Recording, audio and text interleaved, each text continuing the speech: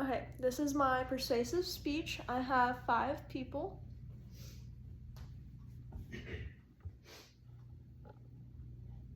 Hopefully that doesn't fall. Okay. Imagine being locked in a small, cold cage, unable to move or speak, as burning chemicals are dropped into your eyes or smeared on your skin, day after day for years. This is not a horror story, it's the daily reality.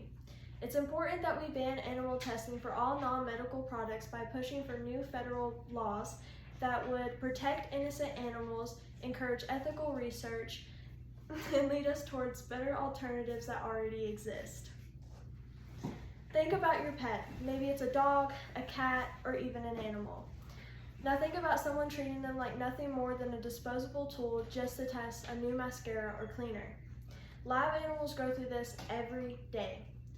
I've always been passionate about animal rights, and I've researched this through reliable resources, including educational institutions and organizations. First, I'll discuss how animal testing harms society and is no longer necessary, and then I'll propose a federal ban and show that humane, effective alternatives already exist. Let's begin by looking at the impact of animal testing for non-medical products. Animal testing causes unnecessary suffering and violates ethical norms. Animal testing involves putting living animals through experiments that cause pain, distress, or permanent harm for the sake of product safety. According to the National Anti-Vivisection Society, the most commonly known method of animal testing for toxicity is the Draize eye rabbit test. This test is intended to predict whether or not a product would cause injury to the human eye. This test involves restraining the rabbit, which the rabbit is given no pain medication or anesthesia for this test.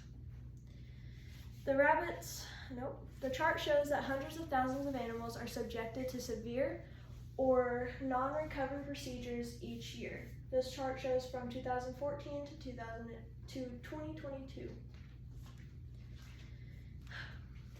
Animal testing is not only unethical, but also scientifically unreliable. The Cruelty Free International states that 92% of drugs currently fail in human clinical trials, mostly because they prove to be ineffective and unsafe in humans. Now that we understand the extent of the problem, let's look at a legal solution that would address it at the national level. A federal law would create clear, enforceable standards that protect animals. According to the University of Iowa, the European Union banned the use of cosmetic animal testing and prohibited the marketing of sale of products tested on animals. Following this, countries like Norway, Switzerland, Israel, and India have introduced similar laws, with over 40 nations now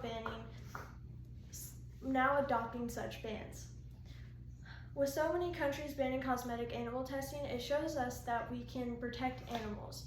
The U.S. must act or risk falling behind a global shift towards humane practices. Safe and effective alternatives already exist and outperform animal tests. In vitro testing is a method of testing used with human cells and tissues to predict reactions often more accurately than animal models.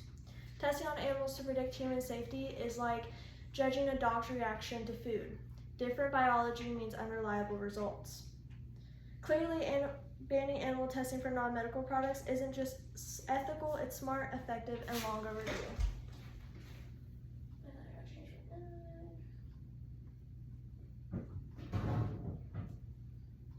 Why is it small?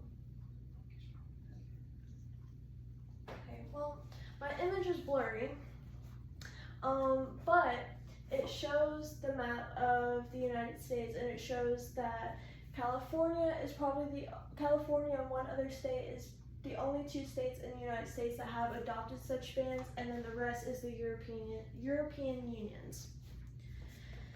Now that we've looked at how animal testing harms both society and animals, and how a federal ban would not only end cruelty, but also encourage better science, every product you use, from shampoo to eyeliner, could be supporting suffering behind the scenes. But this is something we can change with a single federal law. So the next time you pick up a product off the shelf, imagine a world where no animal had to suffer for your soap, and know that that world is possible if we demand it. And then I still have 1, 2, 3, 4, 5 people. And that's my persuasive speech.